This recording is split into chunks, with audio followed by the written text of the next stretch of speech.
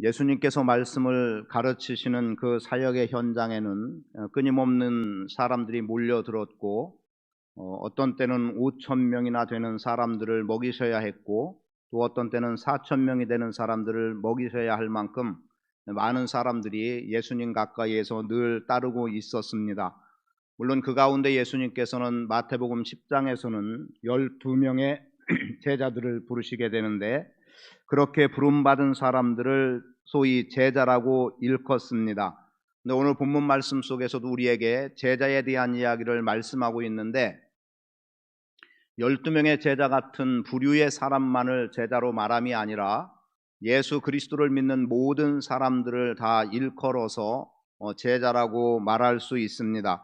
그러니까 오늘 우리가 주님을 섬김에 있어서 그리고 또 혹시 여러분들이 그것이 모든 부분에 동의가 되지 않는다면 특정한 어떤 사람 그리고 최소한 이 밤 함께하고 있는 우리들은 내가 그 대상이라고 하는 생각을 하면서 말씀을 좀 대하고 그래서 하나님께서 우리를 구원하신 그 구원의 은혜를 우리로 하여금 다시 한번 일깨울 수 있는 기회와 예수님께서 우리를 제자 삼으셔서 당신의 선한 사역을 감당해 나갈 수 있도록 이끌어 가시는 것에 대한 기대와 또는 응답으로 여러분들이 함께 설 수 있는 밤 되기를 원합니다.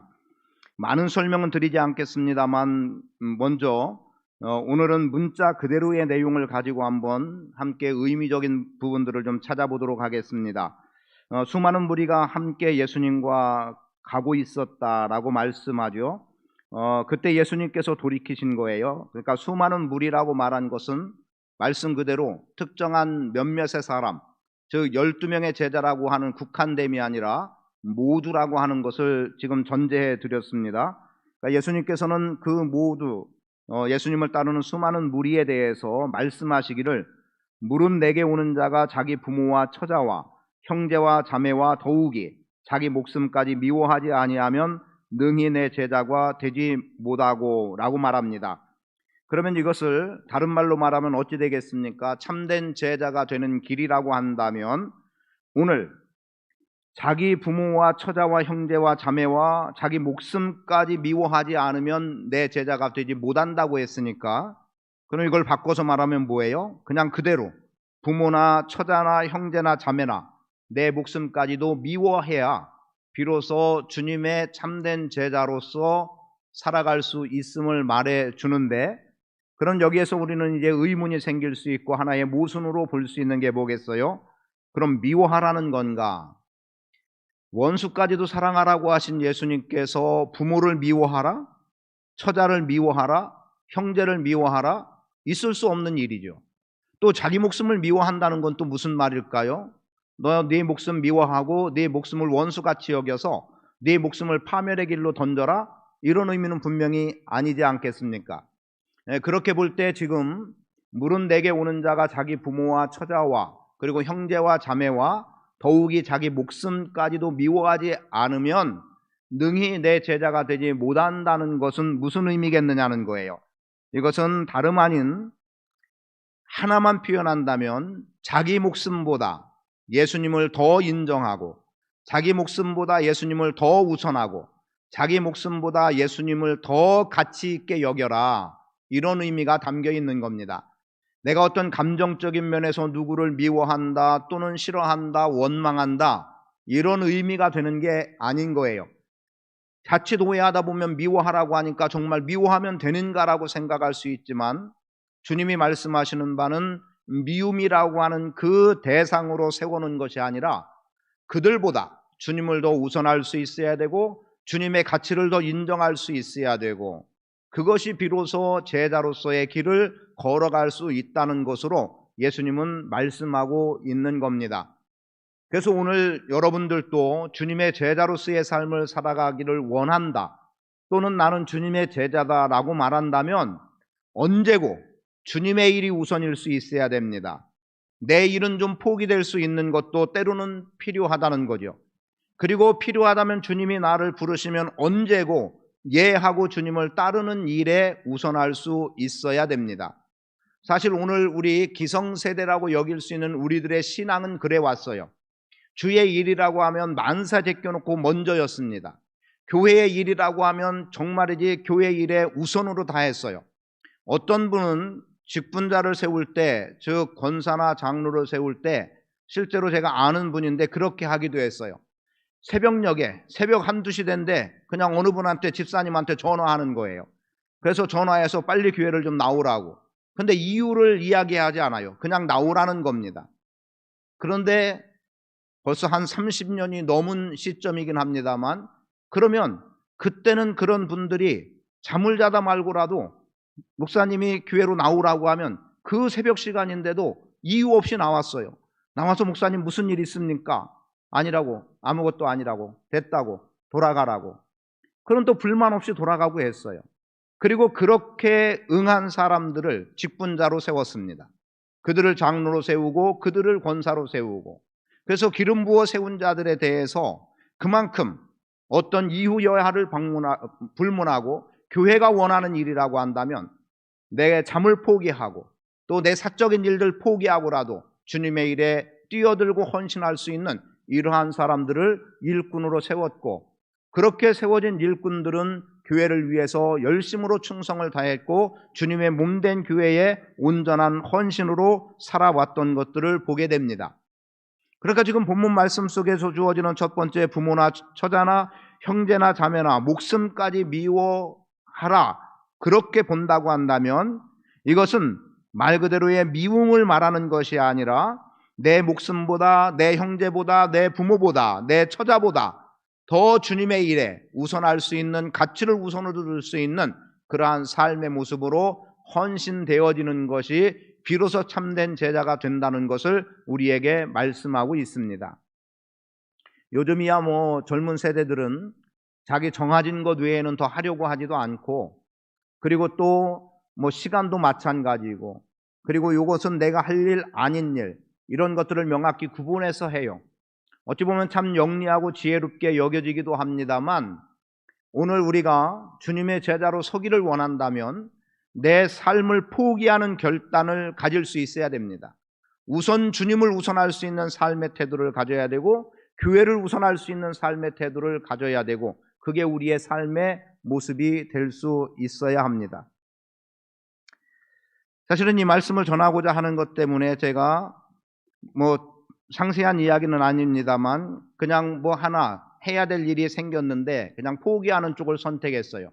교회 쪽의 일을 우선으로 해야 되겠다. 그래서 이제 포기를 하고 어떤 중요한 강의가 하나 있었는데 하루 들어야 되는 강의였어요. 근데 그걸 포기하고라도 그럼 교회를 우선으로 하자, 이런 쪽을 선택하고 마음을 그냥 그렇게 굳히게 됐는데, 여러분, 오늘 우리가 주님의 일이라고 한다면 내 목숨보다 주님의 일을 우선할 수 있는 그러한 삶의 태도를 갖고 그것이 참된 제자로서의 길을 걸어가는 첫걸음이 될 수 있기를 바랍니다. 두 번째는 자기 십자가를 지고 나를 따르지 않는 자도 능인의 제자가 되지 못한다는 거예요.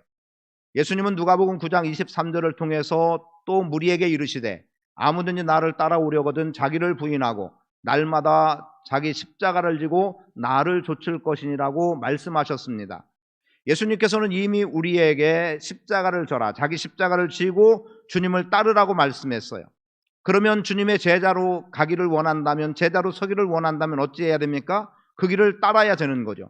자기 십자가를 지고 주님을 좇아야 돼요. 그런데 지금 주님 뭐라고 말씀하세요? 자기 십자가를 지고 나를 따르지 않는 자. 주님은 따르라고 했어요. 자기 십자가를 지고 따르라고 했는데 따르지 않는 자, 그는 결코 제자가 될 수 없음을 말해주고 있습니다. 그럼 십자가는 한마디로 가장 기본적인 개념으로 단순히 말하면 뭐예요? 고난이죠. 십자가는 사실은 우리가 바라볼 때 고난의 십자가예요. 지금 우리가 믿는 믿음으로 가고 예수 그리스도를 통한 구원이라고 하는 놀라운 역사가 경험됐으니까 우리는 영광의 십자가라고 표현을 하기도 하지만, 그러나 근본적인 개념의 십자가는 고난입니다. 그러면 자기 십자가를 지라는 것은 뭘까요? 고난이 부득이 따른다는 겁니다. 주님의 제자로서의 길은 고난이 따를 수밖에 없음을 말해요.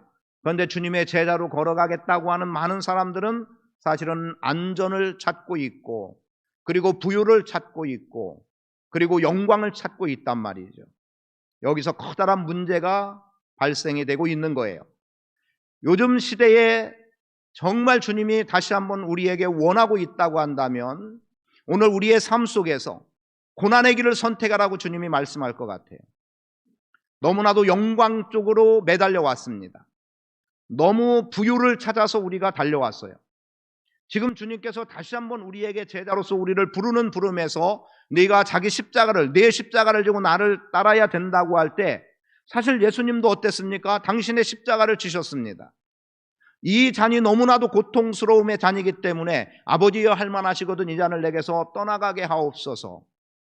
나로 하여금 마시지 않기를 원한다는 것 아니겠어요? 그러나 내 원대로 마시고 아버지의 원대로 되기를 원한다고 했던 것은 생명을 잃는, 죽어지는 그 고난이 있어도 그것이 주님의 뜻이면 따르겠다고 믿음으로 결단했던 것 아니겠습니까? 그렇다면 오늘 우리가 주님을 따르는 제자로서, 참된 제자로서의 길을 가기 원한다면 고난을 염두에 두지 않으면 안 됩니다. 주님 따름의 영광 왜 없겠습니까? 그러나 고난도 반드시 있다는 것, 아니 어쩌면 영광 이전의 고난이 경험돼야 되는 거고 그 고난의 여정들을 통과해서 비로소 영광의 자리에 이를 수 있다는 거죠. 그렇게 볼 때 자기 십자가를 지고 나를 따르라고 하는 주님의 말씀 앞에 우리는 헌신하고 나갈 수 있어야 합니다. 영광과 평안과 잘됨과 부요와 이런 것만을 추구하면서 주님을 따르겠다는 따름이 아니라 어떤 고난일지라도 내가 감내하겠다, 어떤 고난일지라도 내가 인내하로 견뎌나가겠다라고 하는 그러한 결단을 가지고 주님을 따를 수 있음이 되어야 합니다. 그것은 다른 말로 희생입니다. 헌신입니다. 주님을 위해서 얼마나 헌신하고 희생할 것인가, 교회를 위해서 내가 얼마나 헌신하고 희생할 것인가, 이것은 모두에게 해당되어지는 말씀이고 우리 모두에게 참된 제자가 되기 원한다면 기꺼이 십자가를 지고 주님을 따르라고 희생과 헌신, 고난의 길을 여전히 걸어야 된다고 주님은 우리에게 말씀하고 있습니다. 아마 주님께서 우리가 겪어야 될 고난이라고 하는 정도 또는 그 강도를 우리에게 그대로 보여준다면 지금 주님을 따를 만한 사람들이 얼마나 있을까 싶습니다. 아니 궁극적으로 죽음까지여야 된다고 할 때 죽음이 분명히 내 눈앞에 보이는데 주님을 따름에 있어서 보여지는 그 죽음 따르기 쉽지 않을 것 같아요. 그러나 주님은 우리에게 그것을 원하고 있죠. 그런데 우리가 분명히 믿는 바는 뭐예요? 그 죽음 이후에 부활이 있음과 고난 이후에 영광이 있음이 우리에게는 함께하고 있는 거예요. 그래서 어떤 헌신과 희생, 감내할 수 있는 것이고 그리고 그렇게 행할 수 있는 길이 우리 가운데 있게 된다는 거죠. 그리고 세 번째 말씀해 주신 것 가운데 또 하나는 이런 겁니다. 같이 너희 중에 누구든지 자기의 모든 소유를 버리지 아니하면 능인의 제자가 되지 못하리라. 지금 제자가 되지 못하리라, 제자가 되지 못하리라, 제자가 되지 못하리라고 하는 세 가지를 지금 말씀하고 있는 거예요. 그 가운데 하나가 자기 목숨까지도 미워하지 않으면 내 제자가 되지 못하고, 자기 십자가를 지고 나를 따르지 않는 자도 능인의 제자가 되지 못하고, 또 누구든지 자기의 모든 소유를 버리지 아니하면 능인의 제자가 되지 못하고, 지금 세 번째 말씀하는 것은 모든 소유의 버림을 말합니다. 그냥 단적으로 이 소유를 물질로 생각하고 돈으로 생각할 때 여러분 모든 것 내 소유 다 버리라고 하면 버리고 주님 따를 용기 있습니까? 소유를 다 버리라고 할 때 기꺼이 그렇게 하실 만한가요? 근데 주님은 우리에게 말씀하셨던 것 가운데 하나가 재물과 하나님을 겸하여 섬길 수 없다는 거였습니다. 물론 하나님께서 우리의 모든 소유를 원하셔서 우리의 모든 소유를 주님께 드린다면, 정말 믿음으로 결단하고 그 일에 헌신하고 나간다면 주님은 나머지 우리의 인생을 책임져 주신다고 믿습니다. 무엇을 먹을까, 무엇을 마실까, 무엇을 입을까 염려하지 마라. 너희는 먼저 그의 나라와 그의 의를 구하라. 그러면 이 모든 것, 먹을 것, 마실 것, 입을 것을 공급해 주신다고 약속하셨습니다. 사실은 이런 것들을 체험한 분들이 참 많이 있어요. 내 것을 기꺼이 포기했더니 하나님이 다른 방법으로 넉넉하게 공급해 주시더라는 거죠. 주님이 원하는 것에 이렇게 내 소유를 바쳐서 헌신했더니 하나님께서 나에게 그 이상의 어떤 것으로 갚아주시고 채워주시고 넘치게 하시더라는 거죠. 그리고 그런 것들을 경험했기 때문에 여전히 우리는 내 소유의 얼마를 기꺼이 포기하면서 살아가는 사람들로 서 있는 거고, 그리고 내 손을 폈을 때 하나님이 공급해 주심을 경험했기 때문에 여전히 거의 이거 손 펴면 이제 내가 더 먹고 살 것 없다고 여겨질 그럴 만한 때에도 손을 펼 수 있는 용기를 허락하셨고 하나님은 공급해 주셨음을 봅니다. 18장에 보면 누가복음 18장 18절 이하에 보면 한 부자 관원이 예수님과 관계 속에서 영생의 문제를 이야기를 합니다. 그래서 선한 일에 관계된 부분들을 얘기를 나누게 되는 거예요. 그런데 예수님께서 그에게 뭐라고 말하냐면 내 소유를 팔아서 가난한 자들에게 나눠주고 나를 따르라고 말합니다. 그랬더니 이 사람이 어떻게 했어요? 자기의 소유가 많은 것 때문에 근심하여 돌아갔다고 말합니다. 그만큼 아니 오늘 우리는 그래요. 내가 내 목숨을 버릴 수 있습니다라고 말하면서도 사실은 물질은 버리지 못하는 게 지금 우리의 삶의 모습이기도 합니다.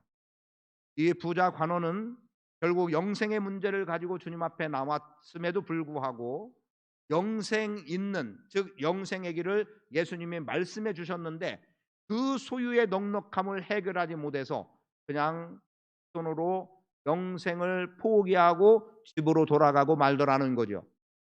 그것은 그 사람만의 일일까요? 아니에요. 우리도 그렇습니다. 사실은 오늘 우리가 제일 약하다고 보면 우리의 소유의 문제인 것 같습니다. 한 부자는 어떻게 했나요? 자기의 곡식 채울 창고가 부족하니까 창고를 더 크게 짓고 거기에다 가득 먹을 것을 쌓아놓고 이제 내가 친구들과 더불어 먹고 마시고 누리자는 거예요. 그런데 주님은 어떻게 하십니까? 그날 밤 그의 영혼을 데려가신다면 그 쌓아놓은 것이 내게 무슨 유익이 있느냐는 거죠. 주님은 오늘 우리에게 꼭 돈과 관련한 물질의 의미만은 아니겠습니다만 자기의 소유를 버리라고 말합니다.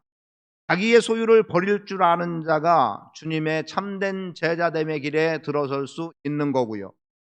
여러분 사도행전 4장에 보면은 바나바라 요셉이라고 하는 바나바라고 하는 그 사람의 이름은 위로의 아들이라고 하는 이름을 갖고 있는 바나바가 있습니다. 그 사람 같은 경우는 어땠나요? 자기의 소유를 팔아서 사도들 발 앞에 놓았습니다. 사도들은 그것을 가지고 연약한 자, 가난한 자들과 나눠서 부유하게 살아갈 수 있는 길을 열어주었습니다.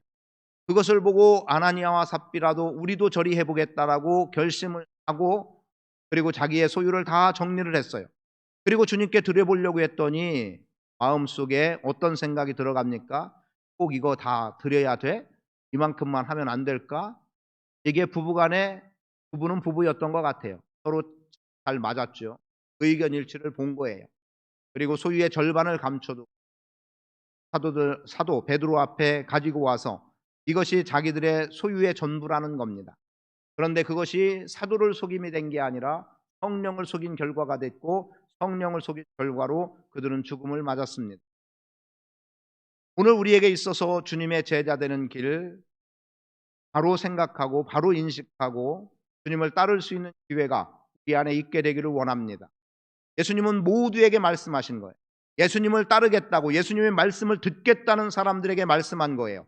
내 부모와 처자와 형제와 자매와 더욱이 내 목숨까지 미워하지 아니하면 능히 내 제자가 되지 못하고 자기 십자가를 지고 나를 따르지 아니하는 자도 능히 내 제자가 되지 못하고 그리고 자기의 모든 소유를 다 버리지 아니하고는 능히 내 제자가 되지 못한다고 말씀하셨습니다. 이 내용들을 한 번쯤 다시 되새기면서 오늘 내가 주님의 참된 제자 되기를 위해서 여러분 자신들이 믿음으로 결단하고 헌신할 수 있는 기회가 주어지기를 바랍니다. 그리고 이 말씀과 더불어서 또 포함된 내용들이 있죠. 두 가지의 말씀, 즉 자기 십자가를 지고 나를 따르지 아니하는 자도 능인의 제자가 되지 못한다고 말씀하면서 이어서 하셨던 말씀이 망대의 이야기, 그리고 또 하나가 전쟁을 준비한 자의 이야기, 싸움하겠다는 사람의 이야기를 표현해냅니다.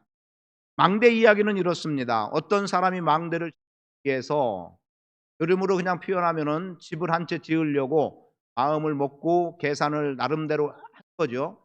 그런데 이 정도면 내가 집을 지을 수 있다고 판단해서 기초를 파고 시작하다 보니까 그런데 어찌 된 거예요?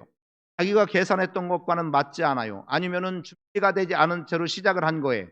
그래서 그냥 골조만 올려놓은 채로 멈춰버리고 말았어요. 왜요? 더 이상 거기에 들일 물질이 돈이 없는 겁니다. 비용이 없는 거예요. 그러다 보니까 사람들이 볼 때 저 사람 봐라. 집 짓는다고 제일 멋있는 집 짓겠다고 저렇게 폼 잡고 하더니, 그리고 우리한테 자랑하더니, 아니 왜 저 뼈대만 올라가고 더 이상 안 올라가지? 비웃음거리밖에 되지 않는다는 거죠. 또 한 사람이 상대가 2만의 군사를 거느리고 나와 전쟁하기 위해서 옵니다. 아니면 이걸 또 바꿔 말할 수도 있어요. 내가 10,000명의 군사를 가지고 상대와 전쟁을 하려고 하다 보니까 상대는 2만이에요. 이거 도무지 감당할 수 있는 게 안 됩니다. 그러니까 어떻게 해요? 빨리 사신을 보내서 화친해서 생명을 구하는 길을 선택해 나가는 겁니다. 그럼 왜 주님이 이 말씀을 하셨을까요? 여러분, 이렇게 저는 말씀을 묵상하면서 그런 생각했어요. 지불할 게 끊어지면 안 된다. 먼저 망대 이야기에서는 지불할 게 끊어지면 안 된다. 그러니까 집을 지을 때에 소요되는 대로 다 지불을 해야지, 그 지불할 것이 중간에 끊어지면, 아니 어쩌면 다 거의 다 올라갔고 이제 지붕만 올리면 된다고 생각했는데 거기서 비용이 떨어져서 지붕을 덮지 못한다면 그건 무슨 집이 되겠습니까? 그래서 이렇게 말씀을 드려봅니다. 주님께서 우리에게 희생을 요구하면 요구하는 대로, 헌신을 요구하면 요구하는 대로, 주님이 원하시는 대로 오늘 우리가 주님께 응할 수 있는 마음의 자세, 태도가 필요하다는 거죠. 그럴 의지, 그럴 마음조차 없으면서 제자가 되겠다고 첫 발을 내디딘들 몇 걸음 가지 못해서 중도에, 아이고 난 제자 되기 싫어, 이런 게 제자라면 난 못하겠어, 아니 주님이 뭘 욕심이 많아서 나한테 이거 하라 저거 하라 요구하는 게 많아? 이렇게 된다면 결코 제자가 될 수 없다는 거죠. 그래서 저는 이 망대 이야기 속에서 그런 말씀을 보는 거예요. 주님이 원하면 원하는 대로, 주님이 하라면 하라시는 대로, 주님이 희생을 요구하면 요구하는 그대로 희생하고, 주님이 헌신을 요구하면 요구하시는 그대로 헌신하겠다는 내 마음의 결단부터 있어야 제자가 될 수 있다는 거죠. 어찌 보면 이런 것들은 앞에 말씀드렸던 능인의 제자가 될 수 있는 그 길과 해당되는 내용이라고 봅니다. 여러분, 주님이 원하실 때, 주님이 요구하실 때 기꺼이 응할 수 있고 끝까지 응할 수 있어야 합니다. 간에 포기하지 않아야 됩니다. 어떤 사람은 심지어 믿음을 포기해 버립니다. 아이고 나 이제 천국 필요 없어, 영생은 무슨, 있을 수 없는 일이죠.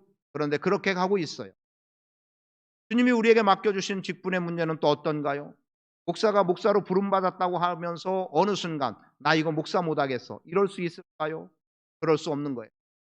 물론 부름이 분명하지 않은 가운데서 그냥 내가 어떻게 해보겠다고 그래서 시작했다면 빨리 포기하고 접어두는 것이 더 좋은 길이겠지만, 정말 주님이 나를 부르셨다는 그 부름의 확신이 있다면 어떠한 고난과 희생이 요구된다 하더라도, 어떤 십자가가 나에게 주어진다 할지라도 순종함으로 가야 되고 감당함으로 나아갈 수 있어야 합니다. 그게 바로 망대의 이야기를 통해 우리에게 주시는 거예요. 그건 전쟁 이야기는 뭘까요? 전쟁 이야기도 크게 다르지 않다고 봅니다.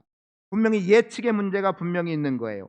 왜냐하면 28절에 그 비용을 계산하지 않겠느냐라고 말하고 있음이 있고, 그리고 또 대적할 수 있을까 헤아리지 아니하겠느냐라고 말합니다.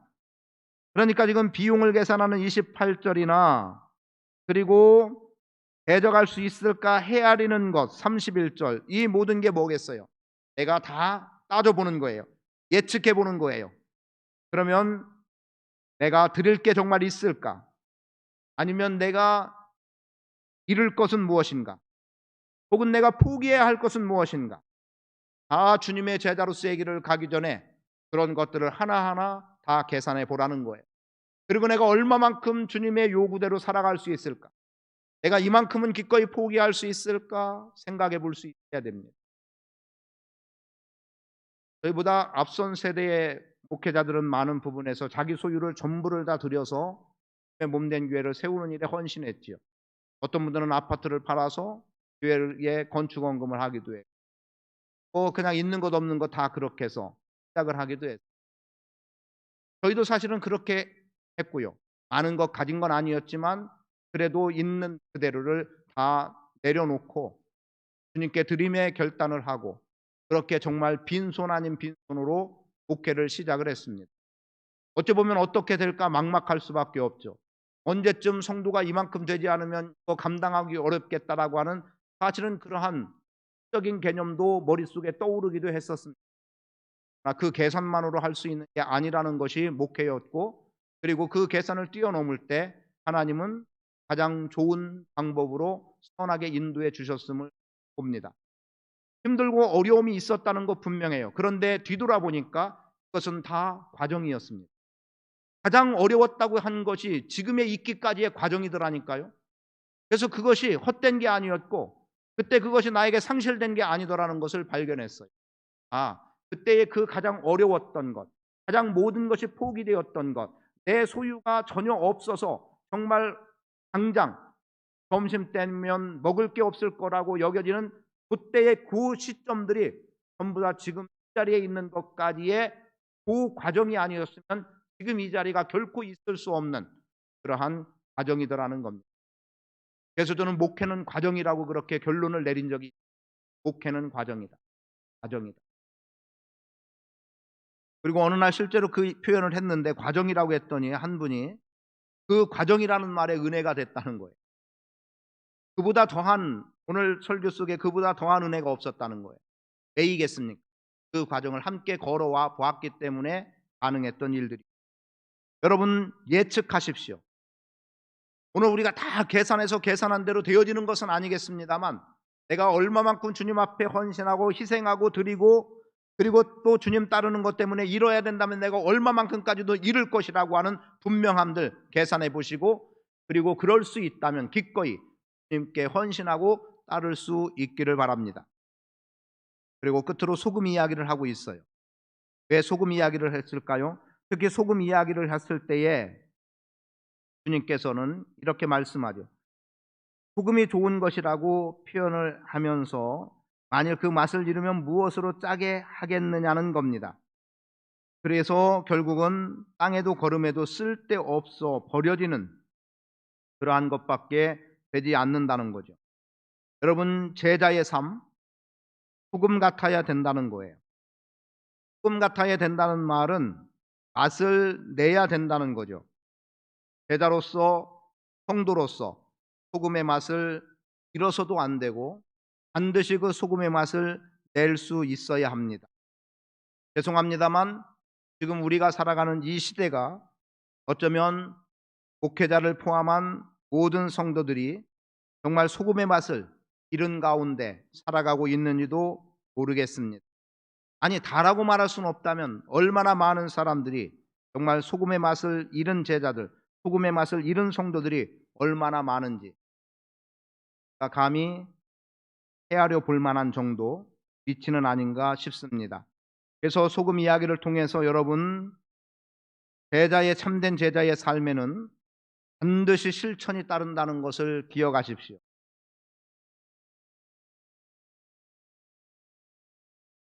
오늘 우리는 세상의 가치로 살아가는 자들이 아닙니다.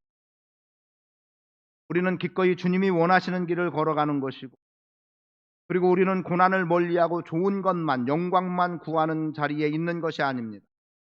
또 오늘 우리는 소유의 메인 자들이 아닙니다.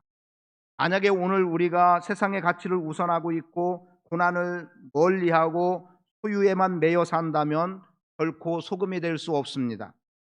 우리는 이러한 모든 것들을 기꺼이 포기해 버리고 진정한 소금으로 살아내는 삶을 살아갈 수 있기를 축복합니다.